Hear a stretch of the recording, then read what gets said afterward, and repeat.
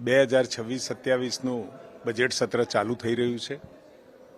આદરણીય રાજ્યપાલ દેવવ્રતજીના આભાર પ્રસ્તાવ પછી તરત જ વિધાનસભાના ઉપાધ્યક્ષ માટેની ચૂંટણી છે અને એ ચૂંટણીમાં ભારતીય જનતા પાર્ટી તરફથી પૂર્ણેશભાઈ મોદી અને કોંગ્રેસ પક્ષ તરફથી શ્રી શૈલેષભાઈ પરમાર બંને ઉમેદવારી નોંધાવી છે। એનો નિર્ણય થયા પછી તરત જ ઉપાધ્યક્ષને એમના સ્થાન ઉપર દોરી જઈ અને એમનું સ્થાન ગ્રહણ કરવા માટેની અમે વિનંતી કરીશું અને સાથે તરત જ બાકીના દિવસના કામકાજોમાં પણ અગાઉ જે માહિતી આપી છે એ પ્રમાણે વિધાનસભાનું સત્ર આખું ચાલુ થશે। 18મી તારીખે ગુજરાતનું વિધાનસભા